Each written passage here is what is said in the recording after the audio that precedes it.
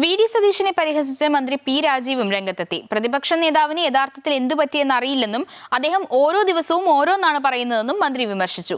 നിയമസഭയ്ക്കുള്ളിൽ മറുപടി നൽകിയാൽ ഒറ്റ ചോദ്യത്തിന് മുന്നിൽ പൊട്ടിത്തീരാവുന്ന ഒരു ബലൂൺ മാത്രമാണ് വി.ഡി. സതീശനെന്നും അദ്ദേഹം പരിഹസിച്ചു.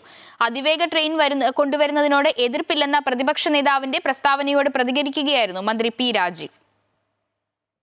പ്രതിപക്ഷ നേതാവിന് എന്തു പറ്റിയെന്നൊരു പിടികിട്ടുന്നില്ല.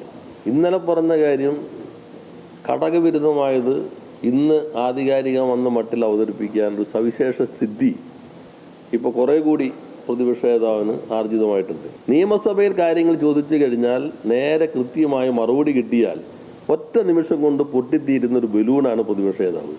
അപ്പോൾ വന്ദേ ഭാരത് വന്നാൽ പിന്നെ അതിവേഗ ട്രെയിൻ വേണ്ട എന്ന് പറഞ്ഞ ഇതേ വി.ഡി. സതീശൻ തന്നെയല്ലേ ഇന്നിപ്പോൾ ഞങ്ങൾ അതിവേഗ എന്തെങ്കിലും എതിർത്തിട്ടുണ്ടോ? എങ്ങനെയാണ് അദ്ദേഹത്തിന് ഇത്രയും താൻ പറഞ്ഞതിനെ ഒറ്റ നിമിഷം കൊണ്ട് മലക്കം പറഞ്ഞ് അത് വേറെ ആരോണോ എന്ന മട്ടിൽ പിറ്റേ ദിവസമൊക്കെ പ്രതികരിക്കാൻ കഴിയുന്നത്?